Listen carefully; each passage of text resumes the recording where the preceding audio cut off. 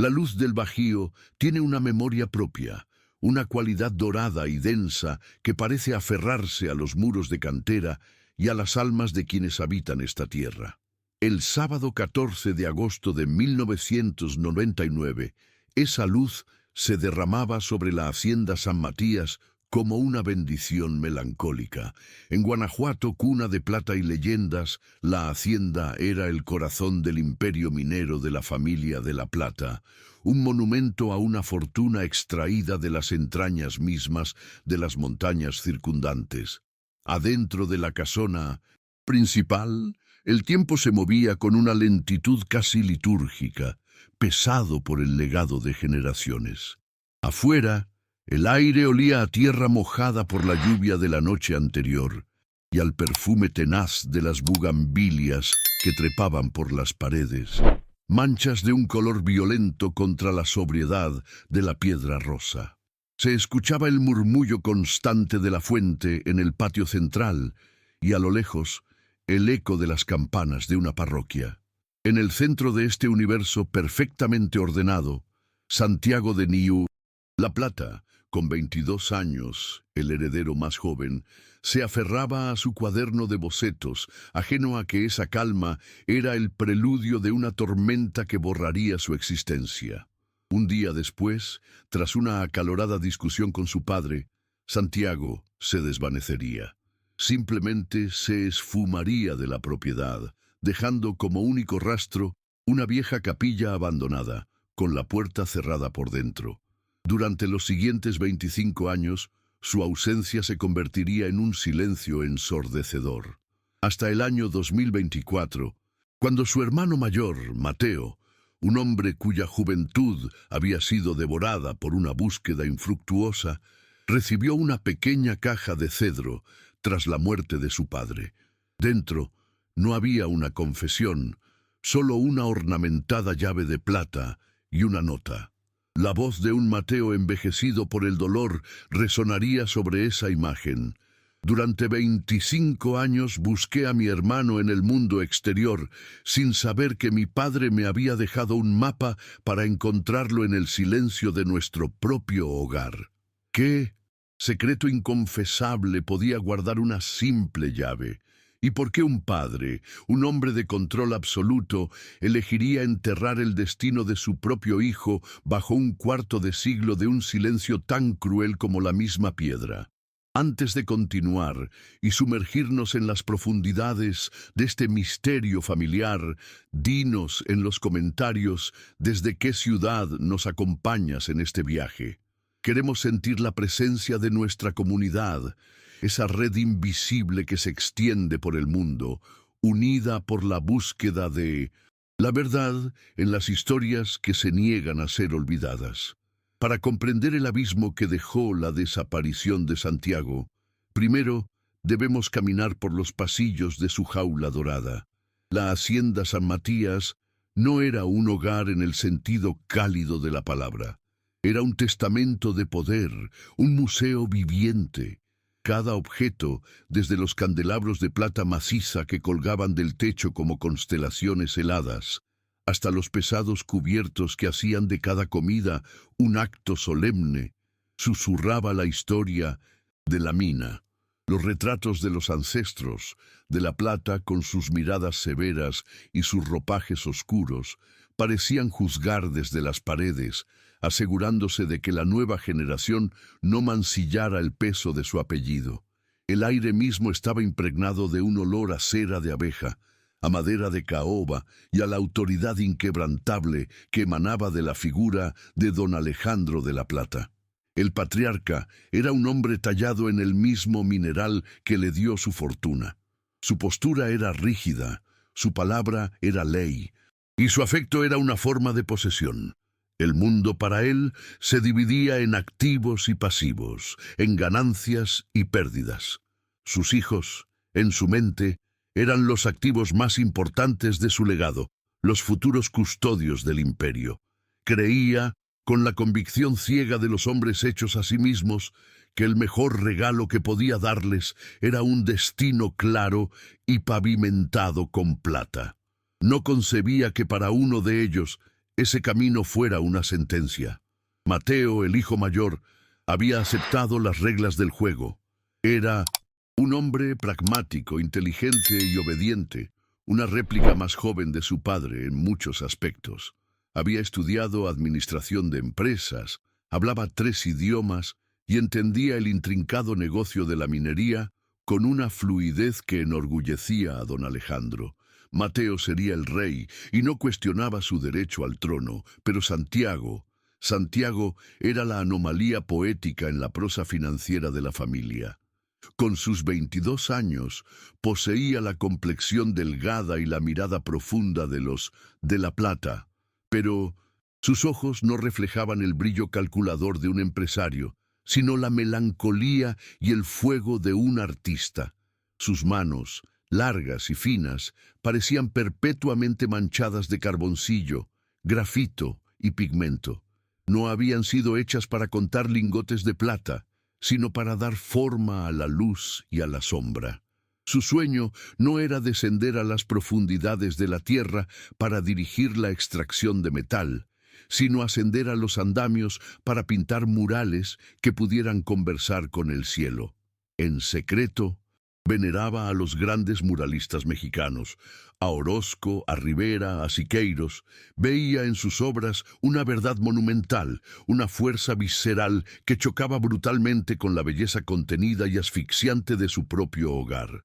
Vivía en un estado de conflicto perpetuo. Por un lado, sentía un amor genuino por su familia, un arraigo a esa tierra que, a pesar de todo, era la suya. Por otro, detestaba con cada fibra de su ser el destino que le habían trazado. Se sentía como una pieza de plata, exquisitamente labrada, encerrada en una vitrina para ser admirada, cuando lo único que anhelaba era ser un lienzo en blanco, crudo, expuesto al sol, al viento y a la lluvia de la vida real. Esta guerra interna se manifestaba en sus rituales. Su acto de rebelión más sagrado era su escapada diaria. Cada tarde, cuando el sol comenzaba a descender y a pintar el paisaje con tonos ocres, Santiago tomaba su cuaderno de bocetos de piel gastada y caminaba hacia el punto más alto de la propiedad, un pequeño cerro conocido como el Vigía. Era su santuario. Desde allí, la imponente hacienda se reducía a una maqueta, y el vasto horizonte del Bajío se abría como una promesa de libertad. Sentado sobre una roca cálida, se sumergía en su cuaderno, que era mucho más que un simple diario de dibujos. Era el mapa de su prisión interior, un lenguaje cifrado de su angustia. No dibujaba paisajes bucólicos, plasmaba su realidad a través de símbolos que solo él entendía. Dibujaba pájaros con las alas, forjadas en plata, demasiado pesadas para permitir el vuelo. Esbozaba rostros humanos atrapados detrás de una cuadrícula que, al mirar de cerca, estaba formada por las vetas de un mineral. Dibujaba manos que intentaban romper muros de roca, solo para que sus dedos se convirtieran en raíces, anclándolos aún más a la tierra. Era su forma de gritar en silencio. Nadie en su familia se molestaba en leer ese lenguaje. Para don Alejandro, los dibujos de Santiago eran una excentricidad irritante, una afeminada pérdida de tiempo que lo distraía de sus verdaderas obligaciones como de la plata. Su madre, una figura decorativa y silente en la gran casona, le ofrecía una compasión pasiva, una caricia en el cabello, pero no la comprensión profunda que su alma necesitaba desesperadamente. El único puente hacia el mundo de Santiago, por frágil que fuera, era su hermano. Mateo veía a Santiago con una compleja aleación de emociones. Sentía una punzada de envidia por su coraje, por atreverse a soñar con una vida fuera de los confines del legado familiar. Él mismo había enterrado sus propias inquietudes juveniles bajo capas de pragmatismo y deber, pero esa envidia estaba siempre superada por una preocupación casi paternal. Veía la fragilidad en la postura de Santiago, la forma en que el peso de las expectativas de su padre lo estaba encorvando, quebrando su espíritu poco a poco.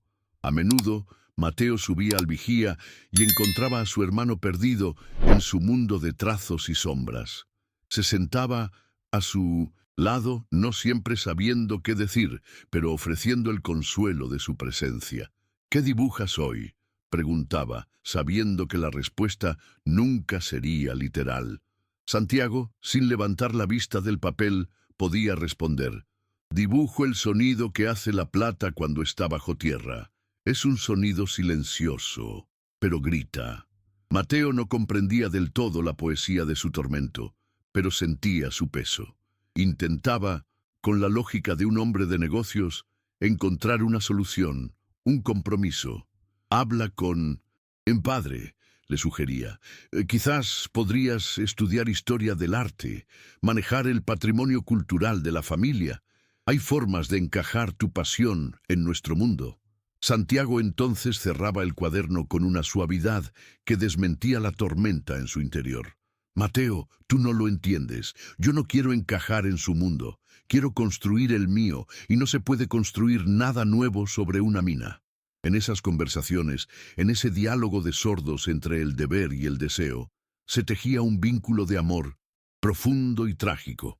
Mateo se convirtió en el guardián silencioso de la extraña y frágil luz de su hermano, un protector que, sin embargo, no sabía cómo salvarlo de la persona que más decía amarlos, su propio padre. La atmósfera en la Hacienda San Matías durante ese mes de agosto de 1999 era particularmente densa. Don Alejandro había cerrado un contrato de exportación de plata sin precedentes con un consorcio japonés, un logro que lo tenía exultante y más autoritario que nunca. Para él, este era el momento perfecto para cimentar el futuro de su linaje, para asegurarse de que ambos hijos estuvieran firmemente anclados al negocio.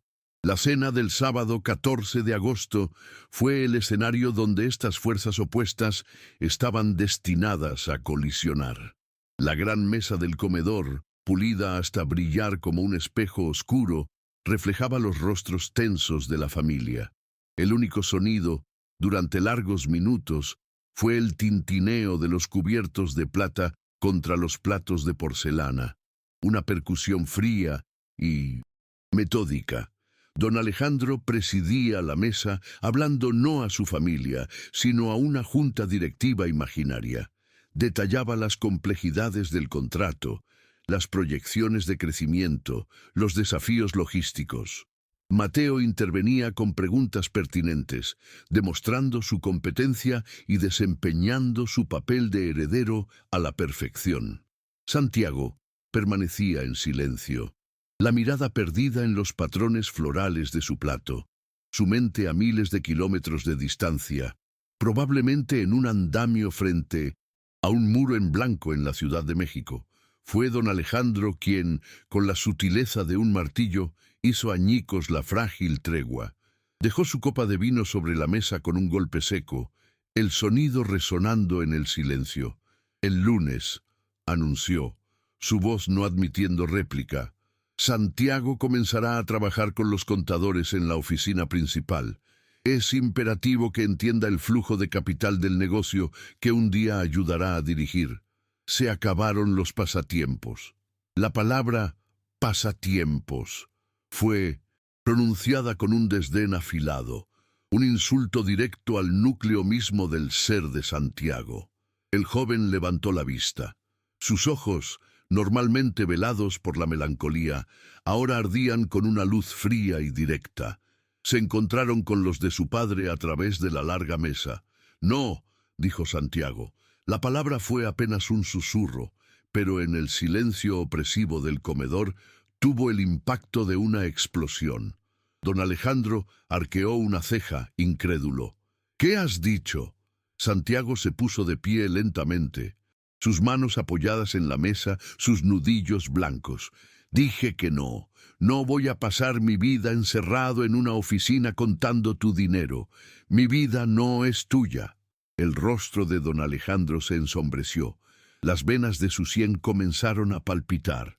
Mientras vivas bajo mi techo, tu vida me pertenece, eres un de la plata, y actuarás como tal. Te sentarás y escucharás. Pero Santiago ya no escuchaba. Ser un de la plata no es un privilegio, es una condena, replicó, su voz ganando una fuerza temblorosa. Es vivir enterrado en una tumba antes de morir. Se dio la vuelta y salió del comedor, sus pasos resonando en el mármol, dejando tras de sí un silencio atronador, más pesado y más frío que cualquier lingote de plata jamás extraído de la mina.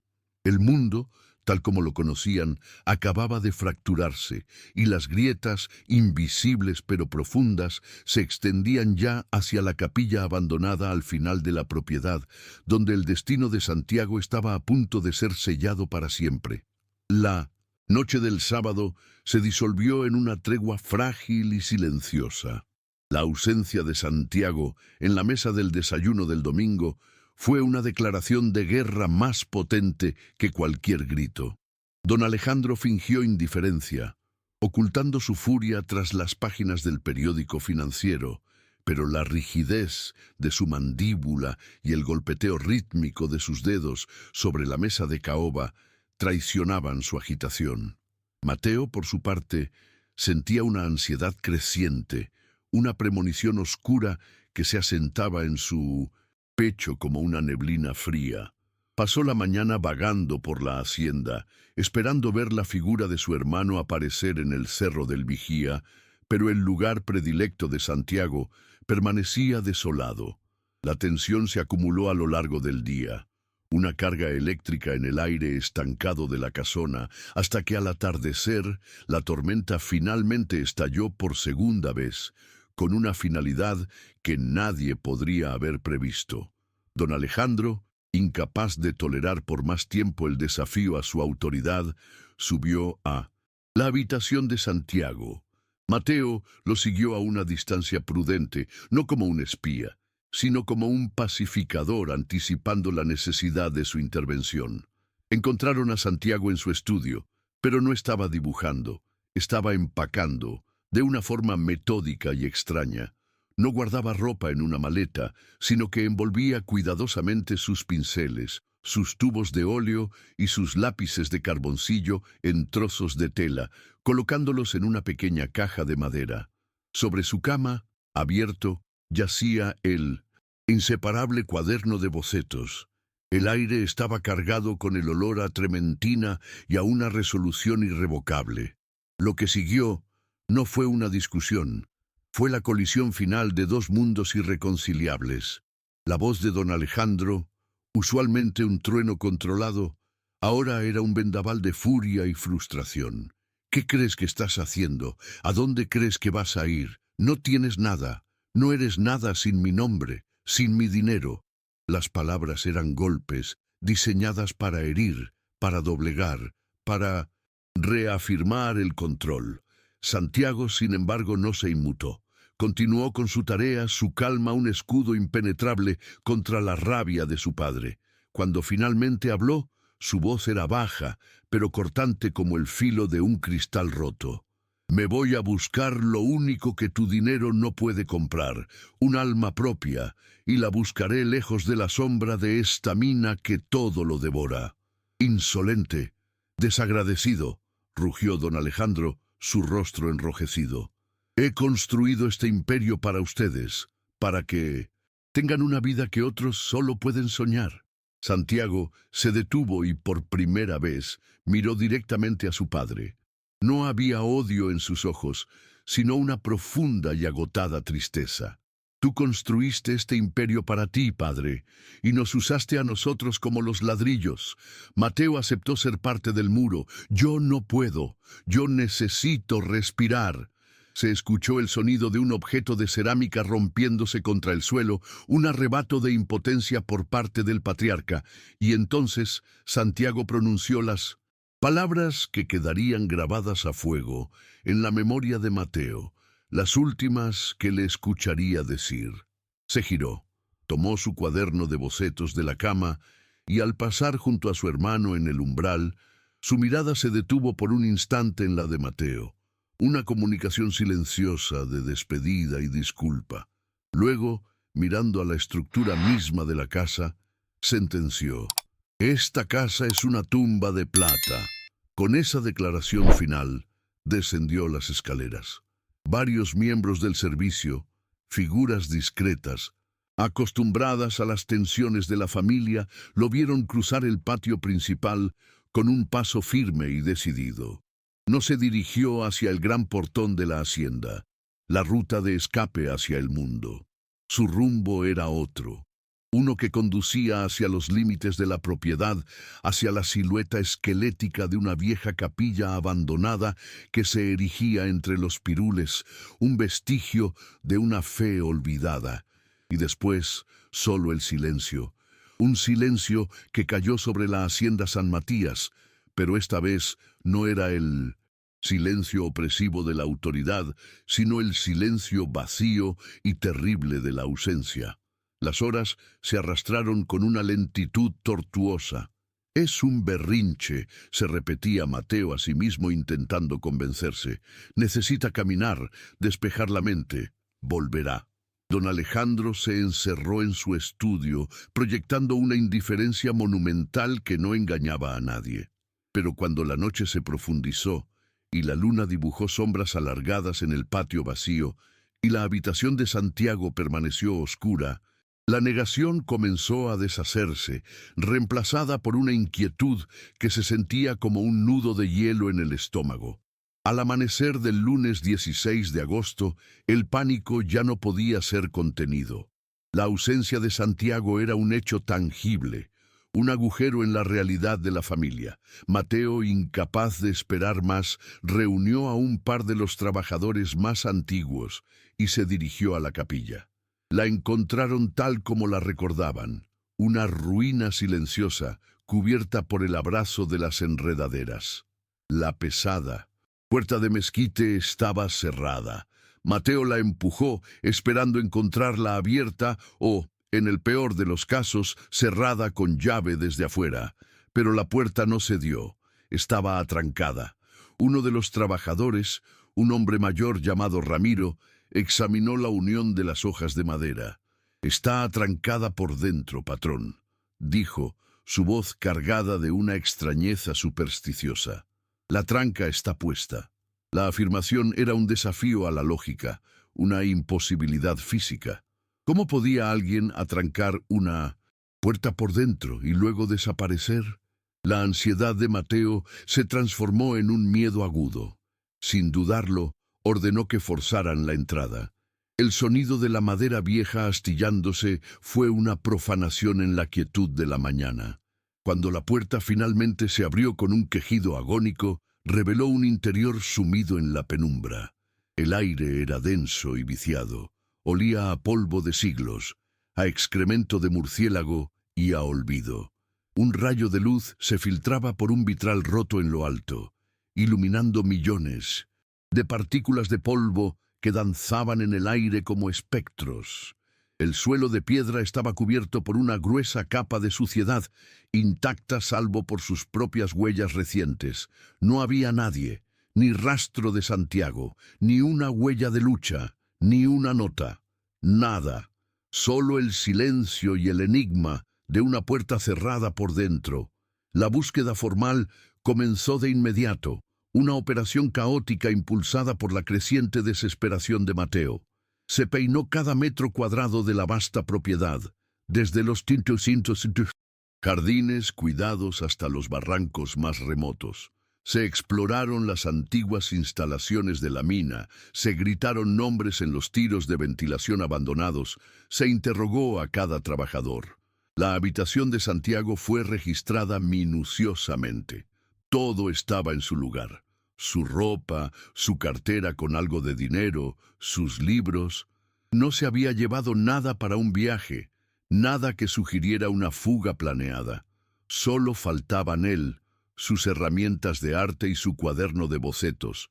Era como si se hubieran evaporado, como si hubiera ascendido a través de ese rayo de luz polvorienta en la capilla, dejando atrás solo una pregunta imposible. contra la voluntad expresa de su padre, quien veía cualquier intervención externa como una humillación y una admisión de que había perdido el control. Mateo acudió a la Policía Municipal de Guanajuato. Fue allí donde la tragedia privada de la familia de La Plata colisionó frontalmente con la muralla de la indiferencia burocrática. El edificio de la comandancia era un lugar lúgubre, con paredes de un color indefinido entre verde y gris, y un olor penetrante a café rancio y papel viejo. Mateo fue recibido por un oficial en el mostrador, quien lo hizo esperar 45 minutos, antes de ser conducido a una pequeña oficina para ver al detective a cargo de casos de personas desaparecidas. Un hombre corpulento y de aspecto cansado, llamado Ernesto Morales. El detective Morales escuchó el relato de Mateo con una paciencia que parecía ensayada, asintiendo de vez en cuando, pero sus ojos delataban un profundo cinismo. Para él, la historia que escuchaba encajaba en un patrón que había visto docenas de veces. Un joven de familia adinerada, con inclinaciones artísticas y sensibles, tiene una pelea con su padre autoritario y decide darle una lección desapareciendo por un tiempo. Lo catalogó mentalmente como ausencia voluntaria antes de que Mateo hubiera terminado de hablar. «Mire, detective», imploró Mateo, su voz cargada de una urgencia que el otro hombre no compartía. «Mi hermano no es así. Es complicado, sí, pero no es irresponsable. Y lo de la puerta de la capilla, eso no tiene sentido. Tiene que haber algo más». Para enfatizar su punto, Mateo había llevado consigo otro de los cuadernos de Santiago, uno más antiguo que había encontrado en su habitación. Se lo mostró al detective, abriéndolo en las páginas que contenían los dibujos más oscuros. Los pájaros con alas de metal, los rostros atrapados. «Mire esto. No son los dibujos de un chico feliz que se va de aventura. Mi hermano estaba sufriendo, tenía miedo. Temo que haya hecho algo terrible o que alguien se lo haya hecho». El detective Morales tomó el cuaderno. Lo hojeó con la misma desgana con la que revisaría una guía telefónica y soltó una risita condescendiente. «Joven de La Plata», dijo, su tono paternalista. «Si me dieran un peso por cada joven poeta o pintor que se siente atrapado a los 22 años, ya me habría jubilado. Esto no es evidencia de un crimen. Es evidencia de que su hermano lee demasiada filosofía». Mateo sintió una oleada de rabia impotente. Intentó hablar de los rumores de los túneles secretos que conectaban la propiedad, una teoría que podría explicar el misterio de la capilla. Morales lo interrumpió con un gesto de la mano. «Túneles secretos, pasadizos. Hijo, esto es Guanajuato, no una novela de capa y espada. La explicación más simple suele ser la correcta. Su hermano está en San Miguel de Allende, en la ciudad de México, o quizás en una playa de Oaxaca, viviendo su fantasía bohemia con alguna novia. Volverá cuando se le acabe el dinero de papá. Es el ciclo de la vida de los ricos». El informe oficial, que Mateo conseguiría ver semanas después, fue un monumento a la apatía. Sujeto de 22 años, Santiago de La Plata, reportado como desaparecido por su hermano. Evidencia sugiere ausencia voluntaria tras disputa familiar por motivos vocacionales. Se archiva el caso como no prioritario, pendiente de nueva información. La frase «no prioritario» fue como una sentencia. El sistema, la ley, el mundo exterior habían decidido que Santiago de La Plata no merecía ser buscado. En ese momento, en esa oficina fría y gris, Mateo comprendió una verdad terrible. Estaba completamente solo en esta búsqueda, y esa soledad sería su compañera durante las siguientes 2 décadas y media. Así comenzó el largo y doloroso descenso a un purgatorio personal. El tiempo que se suponía debía sanar las heridas, en el caso de Mateo, solo sirvió para infectarlas, para profundizar el cráter dejado por la ausencia de Santiago. Los años que siguieron fueron un borrón de esperanza febril y desesperación aplastante. La hacienda San Matías, antes un símbolo de poder y orden, se transformó lentamente en un mausoleo del recuerdo. Don Alejandro se retiró aún más en su caparazón de silencio, convirtiéndose en una figura fantasmal en su propia casa. Delegó la dirección de la mina casi por completo en Mateo, pero el negocio ya no era impulsado por la ambición, sino por una inercia sombría. Era un reino sin propósito, un imperio sin su segundo heredero. Mateo, por su parte, se convirtió en un detective a tiempo completo, un arqueólogo de una vida desaparecida. Invirtió una parte sustancial de la fortuna familiar en una sucesión de investigadores privados que resultaron ser, en su mayoría, o charlatanes o incompetentes. El primero fue un ex agente federal de la Ciudad de México, un hombre de traje caro y promesas vacías que garantizó resultados en 6 meses. Durante un año, le entregó a Mateo informes voluminosos e inútiles, llenos de jerga técnica y seguimientos de pistas falsas, cobrando facturas astronómicas por sus gastos operativos. Su conclusión final fue que Santiago había cruzado la frontera y vivía una vida anónima en California, una teoría tan vaga que era imposible de refutar, y tan conveniente que le permitía cerrar el caso. Mateo lo despidió con amargura. Luego contrató a una agencia de Querétaro que parecía más seria. Le asignaron a un investigador mayor, un hombre llamado Fuentes, que parecía genuinamente interesado. Fuentes exploró la posibilidad de que Santiago se hubiera unido a alguna comunidad artística aislada o incluso a un culto. Durante meses, el teléfono de Mateo sonaba con posibles avistamientos. Un joven parecido a Santiago vendiendo acuarelas en un mercado de Coyoacán. Un ermitaño que pintaba en las montañas de Chiapas. Un miembro de una comuna espiritual en la Sierra de Puebla. Cada llamada era una descarga eléctrica de esperanza que sacudía a Mateo. Y cada pista, al ser investigada, resultaba ser un callejón sin salida, un espejismo. El golpe más cruel llegó 3 años después de la desaparición. Un informante anónimo contactó a Fuentes, afirmando haber conocido a Santiago en la ciudad de Oaxaca. Según el informante, Santiago vivía bajo el nombre de León y se dedicaba a pintar pequeños murales en patios de hoteles boutique. La descripción era tan detallada, tan precisa, que parecía imposible que fuera falsa. Mateo, con el corazón desbocado, voló a Oaxaca. Durante una semana recorrió las calles empedradas de la ciudad, mostrando una fotografía de Santiago a dueños de hoteles, a artistas locales, a camareros. La esperanza era una droga potente que lo mantenía en pie. Finalmente, encontró uno de los murales descritos. Era el estilo de Santiago, la misma melancolía, los mismos símbolos. Encontró al artista. Era un joven llamado Daniel.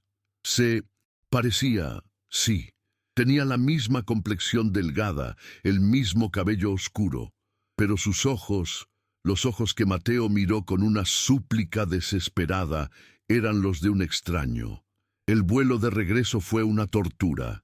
El paisaje que sobrevolaba, antes una promesa de reencuentro, ahora era un testimonio de su fracaso. La esperanza, al ser aplastada, deja un dolor más agudo que la desesperación constante. Los años seguían pasando. El mundo entraba en un nuevo milenio, pero en la hacienda San Matías, el calendario seguía congelado en agosto de 1999. El propio edificio parecía reflejar la decadencia emocional de la familia. Una fina capa de polvo se asentaba sobre la platería que ya nadie pulía. Los jardines, antes un prodigio de la horticultura, comenzaron a crecer de forma salvaje, las rosas mezclándose con la maleza en una belleza trágica y descuidada. La pintura de los muros exteriores comenzó a descascararse, como si la casa estuviera mudando una piel muerta. La transformación de Mateo fue la más profunda. Las hebras de plata que comenzaron a aparecer en su cabello eran una ironía cruel. Su oficina en la casona dejó de ser la de un director de empresa y se convirtió en el cuartel general de una guerra perdida. Las paredes, antes adornadas con títulos y reconocimientos, ahora estaban cubiertas de mapas de México, con chinchetas marcando posibles rutas de escape y supuestos avistamientos. Las mesas estaban cubiertas de expedientes, informes de detectives, transcripciones de entrevistas y fotografías de Santiago que se desvanecían con el tiempo. Su obsesión lo consumió todo. Se alejó de sus amigos, sus relaciones amorosas se marchitaron ante su incapacidad de conectar con un presente que no incluyera la búsqueda de su pasado. Su identidad se fusionó con su misión. Ya no era Mateo de la Plata, era el hermano de Santiago de la Plata, el desaparecido. En las noches de insomnio, que eran casi todas, subía al Cerro del Vigía, se sentaba en la roca de Santiago y miraba las luces lejanas de la ciudad. Sostenía el viejo cuaderno de bocetos y lo hojeaba bajo la luz de la luna, buscando una clave, un mensaje oculto que se le hubiera escapado durante una década de escrutinio. Veía el dolor, el anhelo, la prisión, pero no encontraba una respuesta. El silencio de su hermano era una pared de granito contra la que había estado golpeando su vida durante años, sin lograr hacer ni una sola grieta. El sufrimiento de la familia se había convertido en el cimiento sobre el que se sostenía la casa, una raíz oscura y profunda que lo envenenaba todo desde abajo. Es en este abismo de tiempo y resignación donde la esperanza se convierte en una forma de tortura y la búsqueda en un ritual vacío, donde el alma humana se encuentra en su punto más vulnerable. La lucha de un hombre contra el silencio puede ser heroica, pero también puede devorarlo, dejando solo una cáscara de lo que fue. Antes de continuar con el evento que finalmente rompería este estancamiento de décadas, Tepisintes, pedimos un momento. Si esta historia sobre la perseverancia y el peso de la memoria te conmueve, si crees que ninguna pregunta debe quedar sin respuesta y ninguna persona debe ser olvidada, suscríbete a nuestro canal. Tu apoyo es la luz que nos permite seguir adentrándonos en estos túneles oscuros, con la esperanza de encontrar, al final, la verdad. La primavera del año 2024 llegó a Guanajuato con una indiferencia cruel, vistiendo los campos de un verde vibrante que no encontraba eco en el alma de la hacienda San Matías. Fue en esa estación de renacimiento que don Alejandro de la Plata finalmente murió. No hubo una enfermedad súbita ni un accidente dramático. Su muerte fue un proceso lento, una extinción gradual, como una vela que se consume en una habitación sin aire.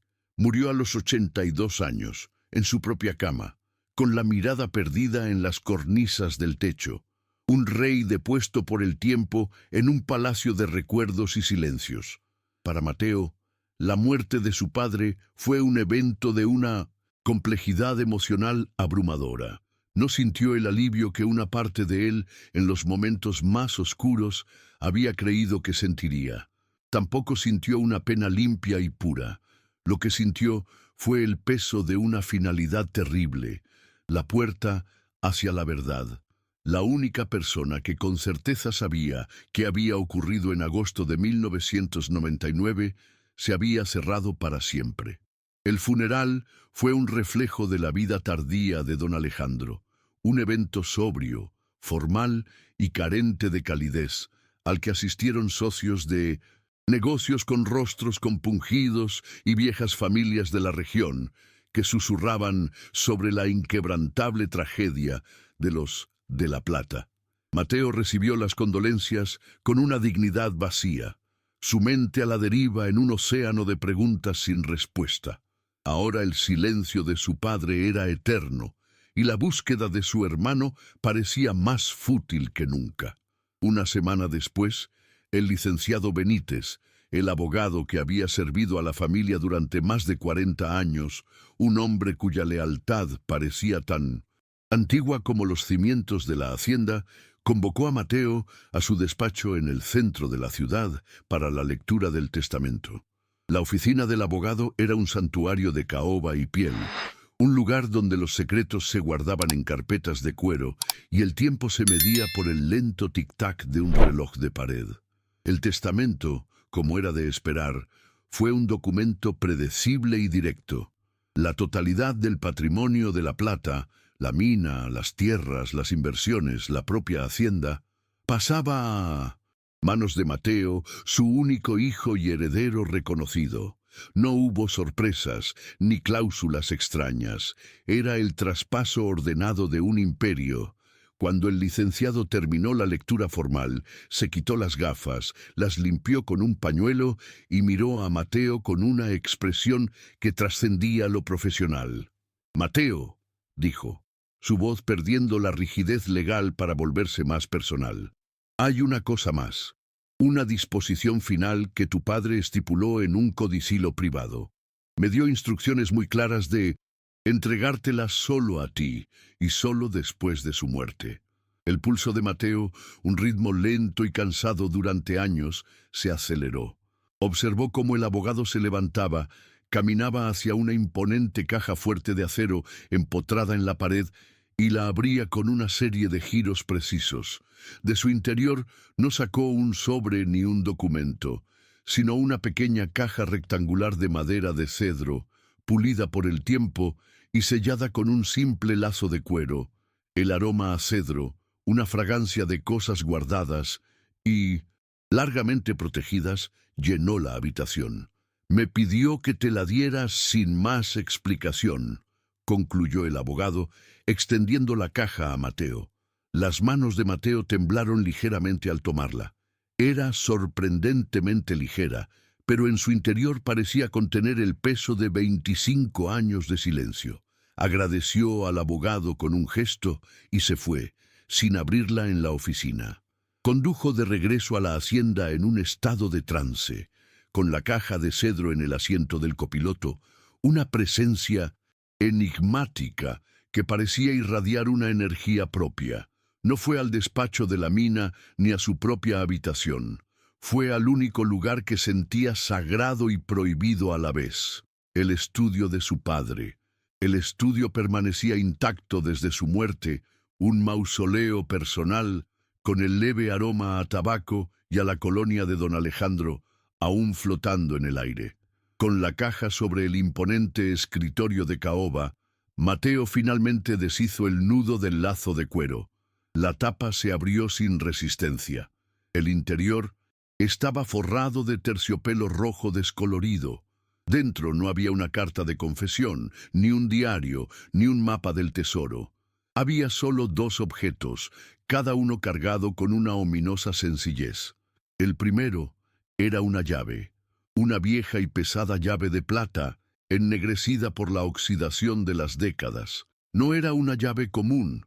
La cabeza estaba labrada con un diseño barroco, una especie de flor estilizada o un sol con rayos intrincados. No correspondía a ninguna cerradura que Mateo hubiera visto en su vida. El segundo objeto era una pequeña tarjeta de papel grueso, amarillento y rígido por el paso del tiempo. Sobre ella, escrita con la inconfundible caligrafía firme y angulosa de su padre, había una única frase, una sentencia tan críptica como escalofriante. La verdad no siempre libera, a veces solo señala la tumba. Mateo se quedó mirando la llave y la nota durante un tiempo incalculable. Las palabras de su padre resonaban en el silencio del estudio. No eran una disculpa, no eran una explicación, eran una advertencia y una pista. Señala la tumba. ¿La tumba de Santiago? La idea, que siempre había sido una posibilidad abstracta y temida, ahora se sentía como una certeza de plomo en sus entrañas. Su padre no le había dejado una confesión, le había legado una última tarea, la pieza final de un rompecabezas que él mismo había creado. Una nueva energía, febril y desesperada, se apoderó de Mateo. La resignación que lo había carcomido durante años fue reemplazada por una obsesión renovada. La respuesta siempre había estado aquí. No en Oaxaca, no en California, sino dentro de los muros de la hacienda. La llave se convirtió en el centro de su universo. Durante los días siguientes, se embarcó en una búsqueda metódica y enloquecedora. Probó la llave de plata en cada cerradura, en cada cerrojo, en cada candado de la propiedad. La intentó en las puertas de las habitaciones de huéspedes, cerradas desde hacía décadas, en los baúles de viaje de sus abuelos que se apilaban en el ático, en los antiguos gabinetes de la biblioteca, en las cajas de seguridad del despacho. La probó incluso en las cerraduras de las criptas del cementerio familiar. Nada. La llave no giraba, no encajaba.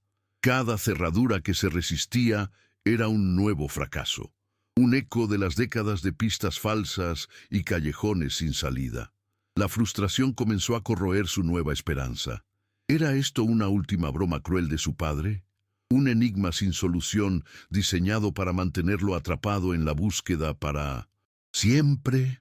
La revelación, cuando llegó, no fue producto de la lógica, sino del recuerdo. Una tarde, completamente agotado física y emocionalmente, se derrumbó en el gran sillón de cuero del estudio de su padre, el mismo sillón desde el que don Alejandro había gobernado su mundo. Dejó caer la cabeza entre las manos, la inútil llave de plata fría en su palma. Miró el escritorio, el altar de su padre, y su mente vagó hacia el pasado, a las innumerables veces que había estado en esa misma habitación, escuchando las directrices de su padre, discutiendo sobre el negocio, y entonces, como un relámpago en una noche oscura, un recuerdo trivial e insignificante emergió de las profundidades de su memoria. Era un gesto, un tic nervioso que su padre tenía cuando estaba particularmente tenso o sumido en sus pensamientos. Mientras hablaba, su mano derecha se deslizaba por debajo del borde del escritorio y sus dedos tamborileaban rítmicamente sobre la madera en un punto específico. Un gesto que Mateo había visto cientos de veces sin prestarle la más mínima atención. Se levantó de un salto, el corazón martilleándole contra las costillas. Se arrodilló junto al escritorio, su respiración agitada. Deslizó la mano por debajo del borde derecho, tal como recordaba haber visto a su padre hacer. La madera era lisa y pulida, sin ninguna imperfección aparente, pero al presionar ligeramente, sus dedos encontraron una diminuta hendidura, una línea casi imperceptible. No era una cerradura visible. Con la llave de plata en la mano, exploró la zona hasta que la punta de la llave encontró una ranura oculta, diseñada para ser encontrada solo por el tacto, no por la vista. Introdujo la llave, encajaba, contuvo la respiración y la giró. No hubo el sonido metálico de un cerrojo, sino un suave y sordo clic, el sonido de un mecanismo de madera liberándose de una tensión de décadas. Una sección del doble fondo del escritorio, perfectamente disimulada, se deslizó hacia adentro, revelando un compartimento secreto. El aire que salió del compartimento era viciado y olía a papel viejo y a secreto. Dentro, protegido de la luz y del tiempo, descansaba un único objeto. Un objeto que Mateo reconoció al instante. Un objeto que creía perdido para siempre, desaparecido junto con su hermano. Era un cuaderno de bocetos encuadernado en piel gastada. El cuaderno de Santiago, el mismo que llevaba bajo el brazo cuando salió de la casa por última vez. Por un momento, Mateo no pudo moverse, solo podía mirar, tocar. Ese cuaderno era tocar un fantasma. Era el primer contacto físico con algo que había pertenecido a su hermano en el momento de su desaparición. Con un cuidado reverencial, como si estuviera manejando una reliquia sagrada, lo sacó del compartimento. El cuero estaba frío y rígido. Lo abrió. El olor a grafito y papel lo transportó instantáneamente 25 años atrás, al estudio de su hermano, a su lado en el Cerro del Vigía. Pasó las primeras páginas, reconociendo los dibujos que había visto. Tantas veces, el pájaro con las alas de plata, el rostro atrapado tras las vetas del mineral, eran tan familiares que dolían, pero continuó pasando las páginas, adentrándose en los dibujos que Santiago debió haber hecho en sus últimos días, quizás en sus últimas horas. Y fue entonces al verlos todos juntos, en secuencia, cuando la verdad comenzó a tomar forma en su mente, una verdad tan increíble y tan obvia que se sintió como un idiota por no haberla entendido antes. Su error, el error de todos, había sido interpretar esos dibujos como meras metáforas, como expresiones artísticas del tormento de su hermano. Eran eso, sí, pero también eran algo mucho más literal. Uno de los últimos bocetos mostraba una vista aérea de la hacienda, pero no era exacta. Ciertos elementos estaban exagerados. Ciertas líneas conectaban puntos que no tenían relación aparente. Otro dibujo mostraba la silueta de la capilla abandonada al atardecer, pero sobre ella, Santiago había superpuesto una serie de líneas geométricas y símbolos.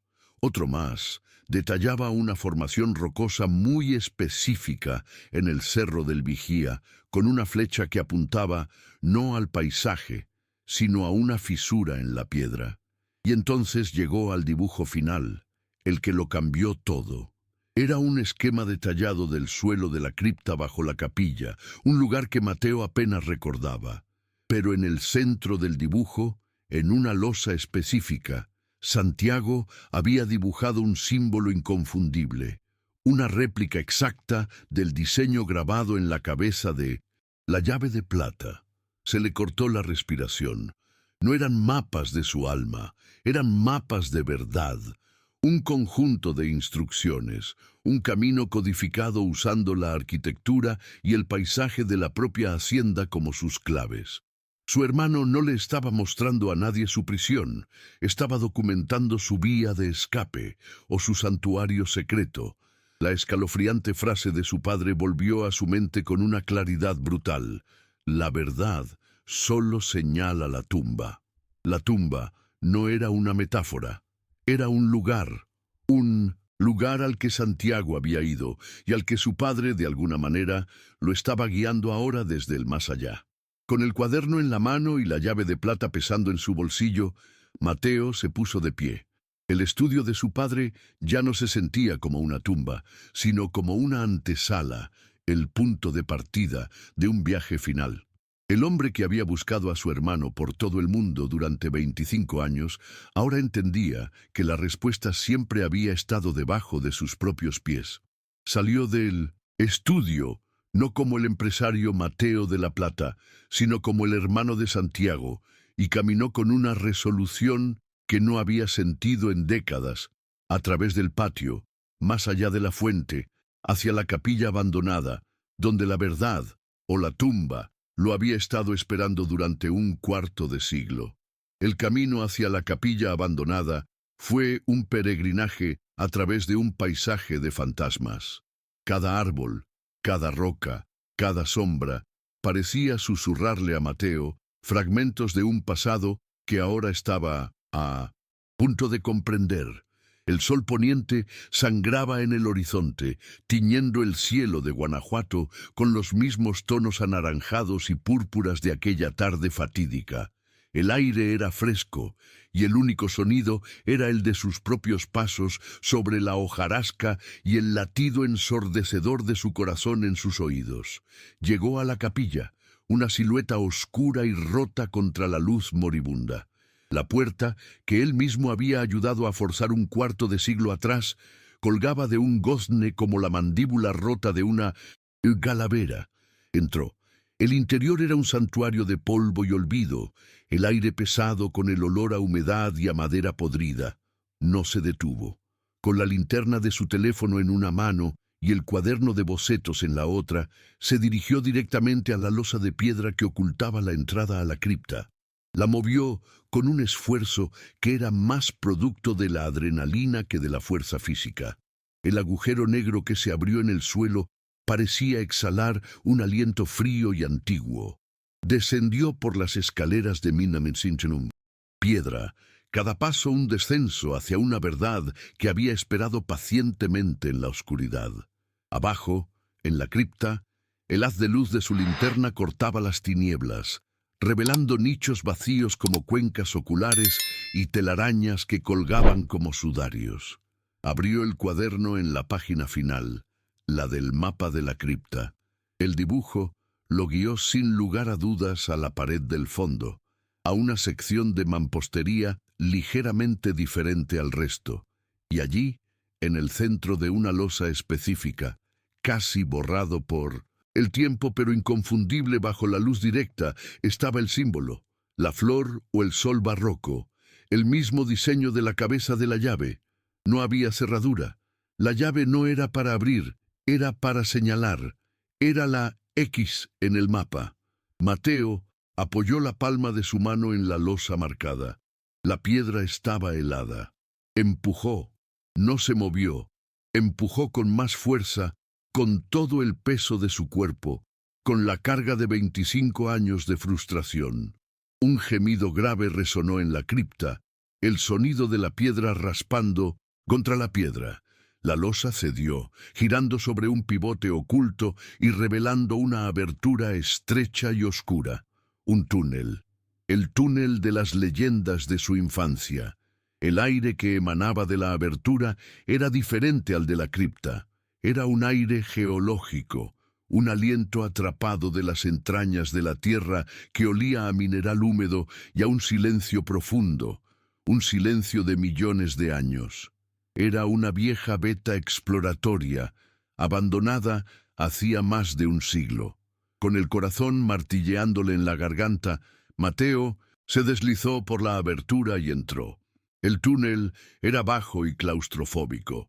Las paredes de roca viva, húmedas al tacto, parecían cerrarse sobre él a cada paso. El haz de su linterna era una pequeña y valiente espada de luz que apenas lograba herir la oscuridad impenetrable que lo rodeaba. Caminó, siguiendo el túnel que descendía suavemente hacia las profundidades de la colina. El silencio era absoluto, tan profundo que podía oír el sonido de su propia sangre pulsando en sus oídos. Cada goteo de agua que caía desde el techo era un estallido en esa quietud sepulcral. Se sentía como Jonás en el vientre de la ballena, un hombre tragado por la tierra, avanzando hacia un destino desconocido. Después de lo que pareció una eternidad, pero que probablemente no fueron más de 100 metros, percibió un cambio, una luz. No era la luz del día, sino un resplandor pálido y difuso que parecía filtrarse desde una curva más adelante. Se detuvo. El miedo y la esperanza, librando una batalla salvaje en su pecho. ¿Qué encontraría allí? ¿La respuesta a todo o la confirmación de su peor pesadilla? Se obligó a seguir caminando, sus pasos ahora más lentos, más cautelosos. Al doblar la esquina, el túnel se ensanchó abruptamente, abriéndose a una pequeña caverna natural, una burbuja en la roca no más grande que una habitación, y la luz se filtraba desde una delgada grieta en el techo, muy por encima, una herida en la montaña que permitía que un rayo de luz lunar o estelar bañara el espacio con un resplandor etéreo, casi sagrado. La caverna no estaba vacía, era un estudio, un taller secreto. En el suelo, ordenados con una pulcritud casi ceremonial, había latas de pintura, pinceles de diversos grosores y botes con disolvente. Y en la pared del fondo, la pared directamente iluminada por esa luz fantasmal, estaba la razón de todo.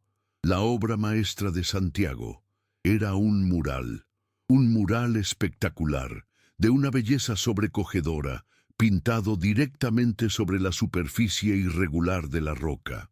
Santiago no había luchado contra la textura de la piedra, la había incorporado a su obra. Las protuberancias y las vetas del mineral formaban parte de la composición. El mural narraba una historia, la suya. Mostraba la figura de un joven, su propio rostro idealizado, emergiendo no de una mina, sino de la roca misma. No estaba escapando. Una de sus manos estaba hundida en la piedra, como si estuviera extrayendo su fuerza de ella, mientras que la otra, armada con un pincel, no pintaba un paisaje exterior, sino que pintaba estrellas y galaxias en el techo de roca de la propia cueva. Era una declaración de una libertad encontrada no en la huida, sino en la transformación. Era la prueba de que Santiago había encontrado la forma de convertir su prisión en su universo. Mateo se quedó sin aliento, las lágrimas corriendo por su rostro sin que él se diera cuenta. Era la obra más hermosa y triste que había visto en su vida, y entonces sus ojos se desviaron hacia un lado del mural, y lo vio, sentado contra la pared, con las piernas cruzadas, en una postura casi meditativa, como si simplemente se hubiera tomado un descanso de su trabajo. Había un esqueleto. Los restos andrajosos de la ropa que llevaba Santiago aquella noche todavía se aferraban a los huesos. A su lado, en el suelo, como si se le hubiera caído de la mano, había un solo pincel. Mateo cayó de rodillas. Un sollozo ahogado, el sonido de un dolor de 25 años finalmente liberado, escapó de su garganta. Se acercó a los restos de su hermano, y entonces todo encajó con una claridad brutal y devastadora. Cerca de la curva del túnel por la que acababa de pasar, vio un montón de rocas y tierra que no parecían naturales, un amontonamiento que estrechaba el pasadizo, un pequeño derrumbe, probablemente silencioso, insignificante, provocado por una lluvia, por un leve temblor, por la simple fatiga de la tierra, pero suficiente para sellar la entrada, para atrapar a su hermano en su santuario. No fue un secuestro, no fue una fuga, no fue un suicidio, fue un accidente, un trágico, solitario y cruel accidente. Santiago había muerto en su estudio, en el único lugar del mundo donde había sido verdaderamente él mismo, probablemente sin siquiera darse cuenta de que estaba atrapado hasta que fue demasiado tarde. Y la última y más terrible pieza del rompecabezas cayó en su lugar, la pieza que explicaba el silencio de su padre. Don Alejandro, consumido por la culpa tras la discusión, debió de haber iniciado su propia búsqueda desesperada y secreta. De alguna manera, conocedor de los viejos túneles, encontró el derrumbe, encontró a su hijo, y enfrentado a la insoportable verdad de que sus propias palabras de ira habían empujado a Santiago a su tumba accidental, su orgullo y su dolor lo quebraron. No pudo soportar la vergüenza, la culpa, y tomó una decisión monstruosa. Eligió el silencio. Enterró a su hijo por segunda vez, esta vez bajo el peso de un secreto familiar, sellando la cripta y condenando a su otro hijo, a Mateo, a una vida de búsqueda fantasmal. La verdad, finalmente revelada, era un veneno agridulce. Había encontrado a su hermano, pero también había encontrado la traición de su padre. No había villanos a quienes castigar, solo el peso aplastante de una tragedia familiar. Es increíble cómo una sola pista, una llave guardada durante un cuarto de siglo, puede reescribir décadas de silencio y dolor. La verdad, aunque sea devastadora, tiene un poder innegable. Si crees en el poder de la verdad para, al menos, traer un cierre, para dar sentido al sacrificio y al recuerdo, únete a nosotros. Suscríbete y activa las notificaciones para que juntos podamos seguir iluminando las historias que se niegan a permanecer en la oscuridad. El regreso desde el túnel fue el viaje más largo de la vida de Mateo. Salió de la capilla al amanecer, a un mundo que era el mismo, pero que él veía con ojos completamente nuevos. El peso de la incertidumbre había desaparecido, reemplazado por el peso, más sereno pero igualmente pesado, de una verdad definitiva. En los días que siguieron, Mateo actuó con una claridad de propósito que no había sentido en décadas. Con la ayuda de un pequeño y discreto equipo, recuperó los restos de Santiago. Finalmente, le dio a su hermano un entierro digno en el cementerio familiar, en una tumba que por fin tenía un nombre. Y tomó una decisión. No expondría el secreto de su padre. Hacerlo solo serviría para alimentar el morbo y profanar la memoria de ambos. En su lugar, decidió honrar a su hermano de la única manera que Santiago habría querido, a través de su arte. Inició un proyecto ambicioso y costoso. Contrató a ingenieros y arquitectos para estabilizar permanentemente el túnel y la caverna. Preservaron el mural con las técnicas más avanzadas, instalando un sistema de iluminación que replicaba la luz etérea que lo había bañado originalmente. Transformó la tumba de su hermano en una galería subterránea, un santuario, y con la venta de una parte significativa del imperio minero, el origen de toda la riqueza y la desdicha de su familia, creó la Fundación de Arte de La Plata, dedicada a apoyar a jóvenes artistas mexicanos que, como Santiago, luchaban por encontrar su propia voz contra viento y marea. 5 años después, vemos a un Mateo de la Plata mayor, su cabello casi completamente blanco, pero con una serenidad en su semblante que irradia paz. Guía a una joven y talentosa muralista, la última becaria de la fundación, a través del túnel ahora seguro y bien iluminado. Llegan a la galería subterránea. La luz baña el mural de Santiago. La joven artista se queda sin aliento, sus ojos recorriendo la obra con una reverencia absoluta. Es increíble, susurra. Es como si la roca misma quisiera contar esta historia. Se vuelve hacia Mateo. Tu hermano, ¿qué trataba de decir? Mateo mira el mural, no con dolor, sino con un amor melancólico y un profundo orgullo. Una leve sonrisa se dibuja en sus labios. Él solo quería pintar su verdad, responde, su voz suave pero firme. Y al final, aunque tardó mucho tiempo, su verdad encontró la luz. La historia de la familia de La Plata nos deja con una reflexión profunda, casi una advertencia. Nos enseña que la verdad, como la plata, a menudo se encuentra en las vetas más profundas y oscuras de una familia. No siempre brilla para liberarnos del dolor del pasado, pero su peso, una vez descubierto, nos obliga finalmente a dejar nuestras cargas y encontrar la paz. Y a veces esa paz no se encuentra en las respuestas que buscamos, sino en el legado que elegimos construir a partir de ellas.